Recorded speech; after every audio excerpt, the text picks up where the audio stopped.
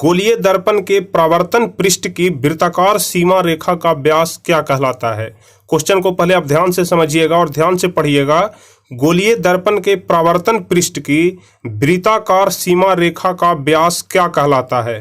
तो इसका ऑप्शन है मुख्य फोकस कहलाता है, बी नंबर ऑप्शन है वक्रता त्रिज्या कहलाता है, सी नंबर ऑप्शन है प्रधान अक्ष कहलाता है और डी नंबर ऑप्शन है गोलीय दर्पण का द्वारक कहलाता है। तो पहला का सही आंसर होगा कि गोलीय दर्पण के परावर्तन पृष्ठ की वृत्ताकार सीमा रेखा का व्यास वक्रता त्रिज्या कहलाता है। तो पहला का बी नंबर ऑप्शन सही हो जाएगा। दूसरा नंबर क्वेश्चन हम लोग देखेंगे। तो दूसरा नंबर क्वेश्चन कह रहा है कि दंत विशेषज्ञ जो दांत के डॉक्टर होते हैं वह किस दर्पण का उपयोग मरीजों के दांतों का बड़ा प्रतिबिंब देखने के लिए करता है। क्योंकि आप सभी लोग देखे होंगे कि दांत का जो डॉक्टर होता है वह अपने पास एक दर्पण रखता है जिसे वह आपके मुंह में लगाकर देखता है। उससे क्या होता है कि आपके दांतों का आकार उसे बड़ा दिखाई पड़ता है, जिससे उसे रोगी को देखने में ज़्यादा सुविधा मिलती है। तो यही यहाँ पर पूछ रहा है कि जिस दर्पण का उपयोग दंत विशेषज्ञ करते हैं वह कौन सा दर्पण होता है। ऑप्शन है समतल दर्पण, बी नंबर ऑप्शन है अवतल दर्पण, सी है उत्तल दर्पण और डी है इनमें से सभी। तो हम आपको सब्जेक्टिव क्वेश्चन वाले वीडियो में इन सभी बातों को विस्तार से बताए हैं कि जो दांत के डॉक्टर होते हैं वह दांतों को देखने के लिए, दांतों के बड़ा प्रतिबिंब को देखने के लिए अवतल दर्पण का प्रयोग करते हैं। और साथ साथ हम आपको यह भी बताए थे कि सिर्फ अवतल दर्पण में ही किसी भी वस्तु का प्रतिबिंब जो होता है वह वस्तु के आकार से बड़ा बनता है और इसी का उल्टा उत्तल दर्पण में छोटा प्रतिबिंब बनता है। इसलिए आप लोग ध्यान रखिएगा, अवतल में हमेशा बड़ा प्रतिबिंब बनता है और उत्तल दर्पण में हमेशा छोटा प्रतिबिंब बनता है। चलिए अगला नंबर क्वेश्चन देखेंगे। क्वेश्चन नंबर 3, यदि किसी बिंब का प्रतिबिंब, बिंब कहने का मतलब यहाँ पर वस्तु होता है, यदि किसी वस्तु का प्रतिबिंब का आवर्धन ऋणात्मक है, ठीक है, किसी भी बिंब का प्रतिबिंब जो है उसका आवर्धन ऋणात्मक है तो उस प्रतिबिंब की प्रकृति क्या होगी। यहाँ पर प्रतिबिंब की प्रकृति के बारे में पूछ रहा है कि प्रतिबिंब वास्तविक और उल्टा होगा, कि वास्तविक और सीधा होगा, कि आभासी और सीधा होगा, कि आभासी और उल्टा होगा। तो इसका सही आंसर हो जाएगा कि वास्तविक और उल्टा होगा। यदि किसी बिंब का प्रतिबिंब का आवर्धन यदि ऋणात्मक है तो उस प्रतिबिंब का जो प्रकृति होगा वह वास्तविक होगा और वस्तु से उल्टा होगा। चलिए चौथा नंबर क्वेश्चन हम लोग देखेंगे। निम्नलिखित में से कौन उत्तल दर्पण की फोकस दूरी है। उत्तल दर्पण की फोकस दूरी निम्नलिखित में से कौन है जिसकी वक्रता त्रिज्या 32 सेंटीमीटर है। तो आप लोग हमेशा ध्यान रखिएगा, वक्रता त्रिज्या हम आपको बताए थे कि फोकस दूरी जो होती है वह वक्रता त्रिज्या की आधी होती है। ठीक है, फोकस दूरी वक्रता त्रिज्या की आधी होती है। फोकस दूरी बराबर होता है r/2। r कहने का मतलब कि वक्रता त्रिज्या होता है तो रेडियस का सीधे आधा होता है फोकस दूरी। तो यहाँ पर आपका वक्रता त्रिज्या दिए हुए है 32 सेंटीमीटर, तो इसका आधा कितना हो जाएगा 16 सेंटीमीटर। इसलिए चौथा का सी नंबर ऑप्शन सही हो जाएगा। चलिए पांचवा नंबर क्वेश्चन हम लोग देखेंगे। तो पांचवा नंबर क्वेश्चन कह रहा है कि परावर्तन के नियम से निर्धारित होता है। परावर्तन के नियम से क्या निर्धारित होता है। अपतन कोण बराबर परावर्तन कोण, कि परावर्तन कोण बराबर अपवर्तन कोण, कि अपतन कोण बराबर विचलन कोण, कि इनमें से कोई नहीं। तो पांचवा का सही आंसर हो जाएगा कि परावर्तन के नियम से निर्धारित होता है अपतन कोण बराबर परावर्तन कोण। इसलिए पांचवा का ए नंबर ऑप्शन सही हो जाएगा। चलिए छठा नंबर क्वेश्चन हम लोग देखेंगे। तो छठा नंबर क्वेश्चन कह रहा है कि हवा यानी कि निर्वात में प्रकाश की चाल कितना होता है। हवा मुक्त स्थान को निर्वात कहा जाता है। अगर आपसे निर्वात का परिभाषा पूछा जाता है तो आपको बताना है कि जहां हवा न हो, हवा रहित स्थान को निर्वात कहा जाता है। ठीक है, तो बताइए निर्वात में प्रकाश की चाल कितनी होती है। ऑप्शन ए है 3 × 10 के पावर 8 मीटर पर सेकेंड। यहाँ पर 10 के पावर 8 है, देखने में लग रहा है कि 108 लिखा हुआ है, लेकिन यहाँ पर 10 का पावर 8 होगा। 3 × 10 के पावर 8 मीटर पर सेकेंड, कि 3 × 10 के पावर 8 सेंटीमीटर पर सेकेंड, कि 3 × 10 के पावर 8 किलोमीटर पर सेकेंड, कि 3 × 10 के पावर 8 मिलीमीटर पर सेकेंड। तो इसका सही आंसर हो जाएगा कि हवा में या फिर निर्वात में प्रकाश की चाल 3 × 10 के पावर 8 मीटर पर सेकेंड होता है। ठीक है, मीटर पर सेकेंड, आप ध्यान रखिएगा। चलिए सातवां नंबर क्वेश्चन हम लोग देखेंगे। प्रकाश तरंग उदाहरण है। जो प्रकाश तरंग है वह किस चीज का उदाहरण है। ध्वनि तरंग का, कि विद्युत चुंबकीय तरंग का, कि परावैगनी तरंग का कि पराश्रव्य तरंग का?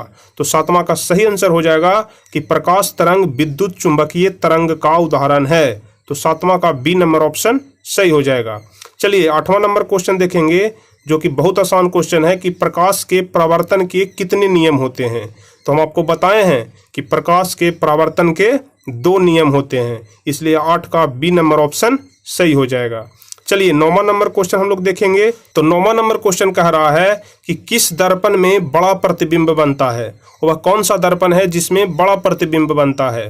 तो हम आपको ऊपर में भी बताए कि बड़ा प्रतिबिंब हमेशा अवतल दर्पण में बनता है, इसलिए 9 का बी नंबर ऑप्शन सही हो जाएगा कि अवतल दर्पण में हमेशा बड़ा प्रतिबिंब बनता है। चलिए 10वां नंबर क्वेश्चन हम लोग देखेंगे। गोलीय दर्पण में फोकसांतर एवं वक्रता त्रिज्या के बीच संबंध है। गोलीय दर्पण में फोकसांतर एवं वक्रता त्रिज्या के बीच संबंध होता है। R बराबर 2R कि F बराबर R कि F बराबर R/2 कि R बराबर F/2। तो आप हमेशा ध्यान रखिएगा कि गोलीय दर्पण में जो फोकसांतर और वक्रता त्रिज्या के बीच का संबंध होता है वह होता है F बराबर R/2। जैसा कि आपको हम अभी अभी ऊपर में भी बताए कि F बराबर R/2 यानी कि फोकस दूरी वक्रता त्रिज्या की आधी होती है। चलिए 11 नंबर क्वेश्चन देखेंगे। सर्च लाइट का परावर्तक सतह होता है। सर्च लाइट का परावर्तक सतह कैसा होता है? उत्तल होता है कि अवतल होता है कि समतल होता है कि उत्तल और अवतल दोनों होता है? तो 11 का सही आंसर हो जाएगा कि सर्च लाइट का परावर्तक सतह अवतल होता है। 11 का बी नंबर ऑप्शन सही हो जाएगा। चलिए 12 नंबर क्वेश्चन हम लोग देखेंगे। दाढ़ी बनाने में कौन सा दर्पण उपयुक्त होता है? आप लोग नाई के पास जाते होंगे और नाई दाढ़ी बनाने में जिस दर्पण का उपयोग करता है वह कौन सा दर्पण होता है? समतल दर्पण कि उत्तल दर्पण कि अवतल दर्पण कि इनमें से कोई नहीं? तो दाढ़ी बनाने में भी अवतल दर्पण का प्रयोग किया जाता है। ठीक है, दाढ़ी बनाने में भी अवतल दर्पण का प्रयोग किया जाता है। चलिए 13 नंबर क्वेश्चन देखेंगे। इनमें से दर्पण सूत्र कौन सा है? बहुत अधिक इंपॉर्टेंट क्वेश्चन है दर्पण सूत्र, इसे आप लोग ध्यान से याद रखिएगा। तो बताइए निम्नलिखित में से दर्पण सूत्र कौन सा है? तो हम आपको इन सभी चीज़ों के बारे में विस्तार से सब्जेक्टिव क्वेश्चन वाले वीडियो में आपको हम बता चुके हैं, तो इसलिए आप लोग को बताना है कि दर्पण सूत्र इनमें से कौन सा है। ऑप्शन है 1/v माइनस 1/u बराबर 1/f। बी नंबर ऑप्शन है 1/f इंटू 1/u बराबर 1/v। यहाँ पर बीच का जो सिंबल है माइनस प्लस वो छूट गया है, इसलिए हम आपको इसका सही आंसर बता दे रहे हैं कि दर्पण सूत्र जो होता है 1/v प्लस 1/u बराबर 1/f होता है। ठीक है, आप लोग इसे ध्यान रखिएगा। 1/v प्लस 1/u बराबर 1/f होता है। ठीक है, 1/f होता है, यही इसी को हम लोग दर्पण सूत्र कहते हैं। चलिए 14 नंबर क्वेश्चन देखेंगे। किस दर्पण में केवल आभासी प्रतिबिंब बनता है? वह कौन सा दर्पण है जिसमें केवल और केवल आभासी प्रतिबिंब ही बनता है? ऑप्शन है समतल, बी नंबर ऑप्शन है अवतल, सी है उत्तल और डी है समतल तथा उत्तल। तो 14 का सही आंसर हो जाएगा कि समतल तथा उत्तल दोनों में आभासी प्रतिबिंब बनता है। तो 14 का सही आंसर हो जाएगा कि केवल और केवल समतल और उत्तल दोनों में आभासी प्रतिबिंब बनता है, इसलिए 14 का डी नंबर ऑप्शन सही हो जाएगा। चलिए 15 नंबर क्वेश्चन कह रहा है कि समतल दर्पण में प्रतिबिंब की प्रकृति क्या होती है? ऑप्शन है वास्तविक होती है कि वास्तविक तथा सीधा होती है कि वास्तविक और उल्टा होती है कि आभासी तथा बराबर होती है। तो 15 का सही आंसर हो जाएगा कि समतल दर्पण में प्रतिबिंब की जो प्रकृति होती है वह आभासी तथा वस्तु के बराबर होती है, इसलिए 15 का डी नंबर ऑप्शन सही हो जाएगा। चलिए 16 नंबर क्वेश्चन देखेंगे। गोलीय दर्पण की फोकस दूरी उसकी वक्रता त्रिज्या की, ध्यान रखिएगा, गोलीय दर्पण की फोकस दूरी उसकी वक्रता त्रिज्या की हम आपको बताए हैं कि आधी होती है, इसलिए 16 का ए नंबर ऑप्शन सही हो जाएगा कि गोलीय दर्पण की फोकस दूरी वक्रता त्रिज्या की आधी होती है। यहाँ पर बहुत सारे स्टूडेंट कंफ्यूज कर जाते हैं, आधी होती है और दुगनी होती है। कुछ लोग हैं जो दुगनी होती है बता देते हैं, लेकिन इसका सही आंसर आप लोग ध्यान रखिएगा कि गोलीय दर्पण की फोकस दूरी उसकी वक्रता त्रिज्या की आधी होती है, F बराबर R/2 होता है। चलिए 17 नंबर क्वेश्चन देखेंगे। किसी वस्तु का आवर्धित काल्पनिक प्रतिबिंब बनता है। किसी भी वस्तु का आवर्धित और काल्पनिक प्रतिबिंब बनता है अवतल दर्पण से कि समतल दर्पण से, कि उत्तल दर्पण से, कि सभी दर्पण से? तो 17 का सही आंसर हो जाएगा कि किसी भी वस्तु का आवर्धित और काल्पनिक प्रतिबिंब सिर्फ और सिर्फ अवतल दर्पण से ही बनता है। तो 17 का ए नंबर ऑप्शन सही हो जाएगा। चलिए 18 नंबर क्वेश्चन हम लोग देखेंगे। एक उत्तल दर्पण में बना प्रतिबिंब हमेशा होगा। एक उत्तल दर्पण में बना प्रतिबिंब हमेशा क्या होगा? वास्तविक और हासित होगा, कि बी नंबर है काल्पनिक और हासित होगा, कि सी है वास्तविक और आवर्धित होगा, कि डी है काल्पनिक और आवर्धित होगा? तो 18 का बी नंबर ऑप्शन सही हो जाएगा कि एक उत्तल दर्पण में बना प्रतिबिंब हमेशा काल्पनिक और हासित होता है, इसलिए 18 का बी नंबर ऑप्शन सही हो जाएगा। अब हम लोग अगला नंबर क्वेश्चन देखेंगे। क्वेश्चन नंबर 19, ईंट है। ईंट जिससे घर बनाया जाता है, तो वह ईंट क्या है? एक पारदर्शी पदार्थ है, कि अपारदर्शी पदार्थ है, कि पारभासी पदार्थ है, कि इनमें से कोई नहीं? तो आप लोग को हम बताए हैं कि ईंट है जो अपारदर्शी पदार्थ है। पारदर्शी मतलब होता है कि हम लोग जिसके आर पार देख सके, जैसे शीशा होता है हम लोग उसके आर पार देख लेते हैं, लेकिन यहाँ पर ईंट है हम उसके आर पार नहीं देख सकते हैं, इसलिए यह अपारदर्शी पदार्थ के अंतर्गत आता है। चलिए 20वां नंबर क्वेश्चन है, हमारी आंखें जो देख सकती है वह वस्तुएं कौन सी वस्तु कहलाती है?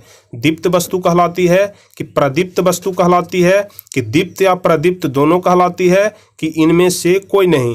तो 20 का सही आंसर होगा कि हमारी आंखें जो देख सकती है वह दीप्त और प्रदीप्त दोनों वस्तु कहलाती है। मतलब दीप्त वस्तु को भी हमारी आंखें देख सकती है और प्रदीप्त वस्तु को भी हमारी आंखें देख सकती है। चलिए 21 नंबर क्वेश्चन देखेंगे। एक मनुष्य समतल दर्पण की ओर 3 मीटर पर सेकंड की चाल से आ रहा है। क्वेश्चन को ध्यान से पढ़िएगा। एक मनुष्य है वो समतल दर्पण की ओर 3 मीटर पर सेकंड की चाल से आ रहा है, और मनुष्य को दर्पण में अपना प्रतिबिंब किस चाल से आता हुआ प्रतीत होगा? ठीक है, आपको बताना है। कोई भी मनुष्य है वह समतल दर्पण में, यहाँ पर सबसे ज्यादा इंपॉर्टेंट है कि समतल दर्पण में आ रहा है और 3 मीटर पर सेकंड की चाल से आ रहा है, तो मनुष्य को दर्पण में अपना प्रतिबिंब जो है वह किस चाल से आता हुआ प्रतीत होगा? तो आप लोग याद रखिएगा, यदि समतल दर्पण में कोई भी मनुष्य कितना भी गति से आ रहा हो, 3 मीटर पर सेकेंड या फिर 6 मीटर पर सेकेंड या फिर 10 मीटर पर सेकेंड, आपको सीधे उसका दुगना कर देना है। यानी कि अगर 3 मीटर पर सेकेंड की रफ्तार से आ रहा है तो समतल दर्पण में उसको 6 मीटर पर सेकेंड की रफ्तार से आता हुआ प्रतीत होगा। इसलिए 21 का सी नंबर ऑप्शन सही हो जाएगा। इस क्वेश्चन को आप लोग ध्यान रखिएगा, इस प्रकार का क्वेश्चन आपके परीक्षा में पूछा जा सकता है। चलिए 22 नंबर क्वेश्चन हम लोग देखेंगे। तो 22 नंबर क्वेश्चन कह रहा है कि संयुग्मी फोकस संभव है। संयुग्मी फोकस संभव है केवल उत्तल दर्पण में, कि अवतल दर्पण में, कि समतल दर्पण में, कि साधारण कांच में? तो आप लोग याद रखिएगा कि संयुग्मी फोकस जो होता है वह केवल अवतल दर्पण में ही संभव होता है, इसलिए 22 का बी नंबर ऑप्शन सही हो जाएगा। चलिए अगला नंबर क्वेश्चन देखेंगे। क्वेश्चन नंबर 23, एक उत्तल दर्पण की फोकस दूरी 20 सेंटीमीटर है। एक उत्तल दर्पण है जिसकी फोकस दूरी 20 सेंटीमीटर है, उसकी वक्रता त्रिज्या क्या होगी? ऑप्शन है 10 सेंटीमीटर होगी, 15 सेंटीमीटर होगी, कि 20 सेंटीमीटर होगी, कि 40 सेंटीमीटर होगी? तो हम आपको ऊपर में बताए हैं कि फोकस दूरी जो होता है जिसको हम लोग लिखते हैं F बराबर R/2, यानी कि फोकस दूरी वक्रता त्रिज्या की आधी होती है। तो यहाँ पर फोकस दूरी कितना दिया हुआ है? 20 सेंटीमीटर दिया हुआ है, तो हमको यहाँ पर वक्रता त्रिज्या निकालना है। तो हम लोग यहाँ पर समझेंगे कि यदि F बराबर R/2 होता है तो हम लोग यदि R बराबर लिखना चाहेंगे तो F × 2 हो जाएगा, यानी कि F का दुगना हो जाएगा। तो यहाँ पर F कितना दिया हुआ है? 20 सेंटीमीटर दिया हुआ है, तो हम लोग इसका दुगना करेंगे तो 40 सेंटीमीटर हो जाएगा। तो इसलिए आप लोग इस फॉर्मूले को अच्छे से याद कर लीजिएगा। F बराबर R/2, फोकस दूरी हमेशा वक्रता त्रिज्या की आधी होती है। इसी से हम लोग वक्रता त्रिज्या भी निकाल लेंगे क्रॉस मल्टीप्लीकेशन करके। जैसे R बराबर 2F हो गया तो 2 के जगह हम लोग 2 को रहने देंगे और F के जगह जो F का मान है फोकस दूरी है उसे पुट कर देंगे, तो 20 × 2 बराबर कितना हो जाएगा? वक्रता त्रिज्या बराबर 40 सेंटीमीटर आंसर हो जाएगा।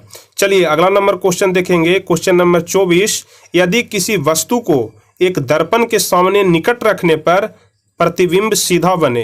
क्वेश्चन को ध्यान से पढ़िएगा। कोई भी वस्तु है और हम लोग यदि उस वस्तु को एक दर्पण के सामने उसके निकट में रखते हैं तो जो प्रतिबिंब है वह सीधा बन रहा है। किंतु दूर रखने पर प्रतिबिंब उल्टा बन रहा है, तो वह कौन सा दर्पण होगा। तो आप लोग इस प्रकार के क्वेश्चन में हमेशा ध्यान रखिएगा कि यदि हम लोग किसी दर्पण के नजदीक में किसी वस्तु को रख रहे हैं तो वह सीधा बन रहा है, और दूर में रख रहे हैं तो वह प्रतिबिंब उल्टा बन रहा है, तो वह हमेशा और हमेशा अवतल दर्पण ही होगा। तो 24 का बी नंबर ऑप्शन सही हो जाएगा। चलिए 25वां नंबर क्वेश्चन कह रहा है कि किसी दर्पण के सामने आप चाहे जितनी दूरी पर खड़े हों आपका प्रतिबिंब सीधा ही बनता है, तो संभवतः वह कौन सा दर्पण है। ठीक है, क्वेश्चन को पहले ध्यान से पढ़िए। किसी भी दर्पण के सामने आप चाहे जितनी दूरी पर भी खड़ा हो, मतलब कि अगर दर्पण यहाँ पर है तो आप या तो यहाँ से 2 मीटर पर खड़ा हो, या फिर 4 मीटर पर खड़ा हो, या फिर 6 मीटर पर खड़ा हो, इससे कोई फर्क नहीं पड़ता है। आप चाहे जितनी दूरी पर भी खड़ा हो, आपका प्रतिबिंब यदि सीधा बनता है तो वह दर्पण कौन सा होगा। अवतल होगा कि समतल होगा कि उत्तल होगा कि समतल तथा उत्तल होगा। तो 25 का सही आंसर हो जाएगा समतल तथा उत्तल होगा, इसलिए 25 का डी नंबर ऑप्शन सही हो जाएगा। चलिए 26 नंबर क्वेश्चन हम लोग देखेंगे। यदि किसी वस्तु को एक दर्पण के सम्मुख किसी भी दूरी पर रखने से उस वस्तु का प्रतिबिंब सदैव सीधा और छोटा बनता है। ठीक है, कोई भी वस्तु है और एक दर्पण के सम्मुख किसी भी दूरी पर रखने पर, मतलब कि या तो हम पास में रख दें या फिर दूर में रख दें, इससे कोई फर्क नहीं पड़ता है, उसके सम्मुख में होना चाहिए और कितना भी दूरी पर रख दें, यदि प्रतिबिंब हमेशा सीधा और छोटा बन रहा है तो वह दर्पण कौन सा होगा। तो हम आपको बताए हैं कि यदि किसी भी दर्पण में अगर वस्तु का प्रतिबिंब जो है वह वस्तु के आकार से छोटा बन रहा है, इसका मतलब कि वह उत्तल दर्पण होगा, इसलिए 26 का बी नंबर ऑप्शन सही हो जाएगा। चलिए 27 नंबर क्वेश्चन देखेंगे। तो 27 नंबर क्वेश्चन कह रहा है कि उत्तल दर्पण से प्रतिबिंब सदैव बनता है। उत्तल दर्पण से जो प्रतिबिंब है वह सदैव बनता है, कहाँ पर बनता है। वक्रता केंद्र तथा फोकस के बीच बनता है, वक्रता केंद्र तथा अनंत के बीच बनता है, ध्रुव तथा फोकस के बीच बनता है, कि कहीं भी बन सकता है। तो सबसे पहले हम आपको बता दें कि जो इस प्रकार का क्वेश्चन है कि हम लोग किसी वस्तु को किसी दर्पण के सामने कहाँ पर रखेंगे और उसका प्रतिबिंब कहाँ पर बनेगा, इसके बारे में हम आपको विस्तार से और बिल्कुल ही सरल भाषा में आपको हम पहले चैप्टर में सब्जेक्टिव क्वेश्चन वाले वीडियो में बता चुके हैं। और इस प्रकार के क्वेश्चन बहुत ज़्यादा इंपॉर्टेंट होते हैं, हमेशा 4 से 5 नंबर का प्रश्न आपको इससे संबंधित पूछा जाता है। इसलिए आप यदि विस्तार से इसे पढ़ना चाहते हैं तो पहले नंबर चैप्टर वाले वीडियो देख लीजिए, आपको वहाँ पर बिल्कुल ही अच्छी तरह से समझ में आ जाएगा। तो फिलहाल हम लोग इस क्वेश्चन में देखेंगे कि उत्तल दर्पण से प्रतिबिंब जो है वह सदैव कहां पर बनता है। तो इसका आंसर हो जाएगा ध्रुव और फोकस के बीच बनता है। ठीक है, ध्रुव और फोकस के बीच बनता है। चलिए 28 नंबर क्वेश्चन कह रहा है कि किसी वस्तु को हम तभी देख पाते हैं जब वह वस्तु प्रकाश को क्या करता है, अवशोषित करता है कि प्रवर्तित करता है कि अपवर्तित करता है कि प्रवर्तित तथा अपवर्तित दोनों करता है। तो हम आपको मानव नेत्र वाले में बताए हैं या फिर प्रकाश के प्रवर्तन वाले में भी चैप्टर में बताए हैं कि हम लोग किसी वस्तु को तभी देख पाते हैं जब वह वस्तु प्रकाश को परावर्तित करता है। ठीक है, जब वह वस्तु प्रकाश को परावर्तित करता है और उसका प्रतिबिंब हमारी आंखों के रेटिना पर पड़ता है, तभी हम किसी वस्तु को देख पाते हैं। इसलिए 28 का बी नंबर ऑप्शन सही हो जाएगा। चलिए 29 नंबर क्वेश्चन कह रहा है कि किसी दर्पण में वास्तविक प्रतिबिंब नहीं बन सकता है। किसी दर्पण में वास्तविक प्रतिबिंब नहीं बन सकता है। तो यदि वास्तविक प्रतिबिंब नहीं बन सकता है तो इसका मतलब कि वह कौन सा दर्पण है, समतल दर्पण है कि अवतल दर्पण है कि समतल तथा अवतल दोनों है कि सभी दर्पण है। तो इसका सही आंसर हो जाएगा कि यदि उसमें वास्तविक प्रतिबिंब नहीं बन रहा है, इसका मतलब कि वह समतल दर्पण है, क्योंकि समतल दर्पण में हमेशा काल्पनिक प्रतिबिंब बनता है। ठीक है, इस बात को आप ध्यान रखिएगा। चलिए अगला नंबर क्वेश्चन देखेंगे, क्वेश्चन नंबर 30 कि अवतल दर्पण के फोकस से चलती किरणें परावर्तन के बाद, यदि अवतल दर्पण है और उसके फोकस से कोई किरण चल रही है और वह अवतल दर्पण से परावर्तन के बाद किधर की ओर मुड़ जाएगी, मतलब कि प्रधान अक्ष के समानांतर हो जाती है कि प्रधान अक्ष के लंबवत हो जाती है कि ध्रुव से होकर के गुजरती है कि वक्रता केंद्र से गुजरती है। तो आप लोग याद रखिएगा, यदि अवतल दर्पण के फोकस से चलती किरणें परावर्तन के बाद प्रधान अक्ष के समानांतर हो जाती है।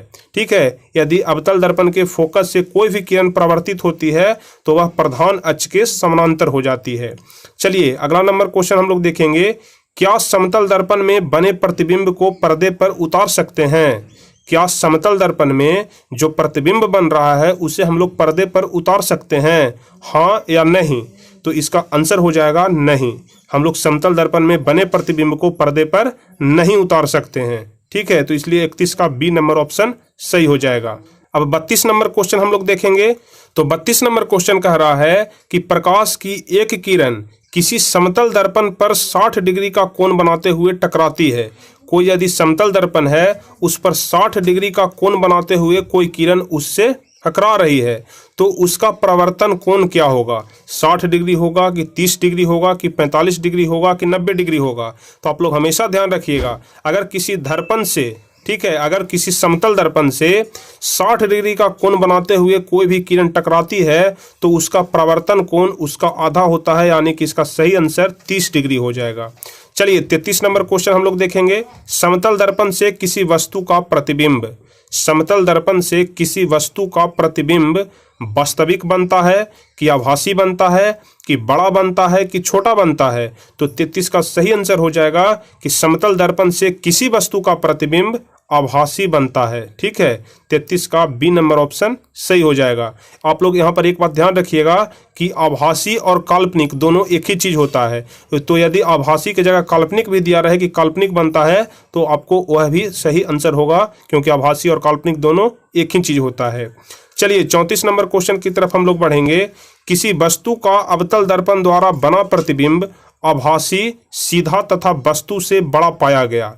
कोई भी अवतल दर्पण द्वारा, क्योंकि अवतल दर्पण में ही बड़ा प्रतिबिंब बनता है, तो बताइए कि किसी वस्तु का अवतल दर्पण द्वारा बना प्रतिबिंब यदि आभासी है, सीधा है और वस्तु से बड़ा है तो वह वस्तु की स्थिति कहाँ होना चाहिए, यानी कि वह वस्तु कहाँ पर रखा हुआ होगा कि उसका प्रतिबिंब आभासी भी होगा, सीधा भी होगा और वस्तु से बड़ा भी होगा? वस्तु को हम लोग कहाँ पर रखेंगे? मुख्य फोकस और वक्रता केंद्र के बीच रखेंगे कि वक्रता केंद्र पर रखेंगे कि वक्रता केंद्र से परे रखेंगे कि दर्पण के ध्रुव तथा मुख्य फोकस के बीच रखेंगे? तो इसका सही आंसर हो जाएगा दर्पण के ध्रुव तथा मुख्य फोकस के बीच रखेंगे, तभी उसका प्रतिबिंब है जो आभासी, सीधा और वस्तु से बड़ा बन सकता है। इसलिए 34 का डी नंबर ऑप्शन सही हो जाएगा। 35 नंबर क्वेश्चन कह रहा है कि निम्नलिखित में किस दर्पण द्वारा किसी वस्तु का वास्तविक प्रतिबिंब मिल सकता है? निम्नलिखित में किस दर्पण द्वारा किसी वस्तु का वास्तविक प्रतिबिंब मिल सकता है? हम आपको यहाँ पर जितने सारे भी क्वेश्चन बता रहे हैं, ऐसा क्वेश्चन आपको कहीं पर देखने के लिए नहीं मिलेगा। तो 35 नंबर क्वेश्चन को आप लोग ध्यान से समझिएगा। निम्नलिखित में किस दर्पण द्वारा किसी वस्तु का वास्तविक प्रतिबिंब मिल सकता है? वह कौन सा दर्पण है जिसके द्वारा हमें वास्तविक प्रतिबिंब प्राप्त होता है? उत्तल दर्पण कि समतल दर्पण कि अवतल दर्पण कि इनमें से कोई नहीं? तो 35 का सही आंसर हो जाएगा कि वास्तविक प्रतिबिंब हमें अवतल दर्पण द्वारा प्राप्त होता है। इसलिए 35 का सी नंबर ऑप्शन सही हो जाएगा। अब 36 नंबर क्वेश्चन हम लोग देखेंगे। उत्तल दर्पण द्वारा बना प्रतिबिंब कैसा होता है? उत्तल दर्पण द्वारा बना प्रतिबिंब कैसा होता है? हमेशा सीधा होता है कि हमेशा उल्टा होता है कि सीधा और उल्टा दोनों होता है कि इनमें सभी गलत है? तो याद रखिएगा, उत्तल दर्पण द्वारा बना प्रतिबिंब हमेशा सीधा होता है। 36 का ए नंबर ऑप्शन सही हो जाएगा। चलिए 37 नंबर क्वेश्चन कह रहा है, अवतल दर्पण में आवर्धित काल्पनिक प्रतिबिंब बनाने के लिए वस्तु को कहाँ रखा जाता है? अवतल दर्पण में आवर्धित और काल्पनिक दोनों प्रकार के प्रतिबिंब बनाने के लिए वस्तु को कहाँ रखा जाता है? फोकस पर रखेंगे कि फोकस के अंदर रखेंगे कि वक्रता केंद्र से परे रखेंगे कि वक्रता केंद्र और फोकस के बीच रखेंगे? तो याद रखिएगा, अवतल दर्पण में आवर्धित काल्पनिक प्रतिबिंब बनाने के लिए हम लोग वस्तु को फोकस के अंदर रखेंगे। 37 का बी नंबर ऑप्शन सही हो जाएगा। चलिए 38 नंबर क्वेश्चन कह रहा है कि एक गोलीय दर्पण द्वारा बने प्रतिबिंब का आवर्धन ऋणात्मक हो तो प्राप्त प्रतिबिंब कैसा होगा? यदि प्रतिबिंब का आवर्धन ऋणात्मक हो, यहाँ पर समझने वाली बात है कि गोलीय दर्पण में प्रतिबिंब का आवर्धन जो है वह ऋणात्मक है, तो जो हमें प्रतिबिंब प्राप्त होगा वह उल्टा होगा कि सीधा होगा कि सीधा भी हो सकता है और उल्टा भी हो सकता है कि इनमें सभी गलत है? तो हमेशा आप याद रखिएगा कि किसी भी गोलीय दर्पण में प्रतिबिंब का आवर्धन यदि ऋणात्मक हो तो वह जो प्राप्त प्रतिबिंब होगा वह हमेशा उल्टा होगा। इसलिए 38 का ए नंबर ऑप्शन सही हो जाएगा।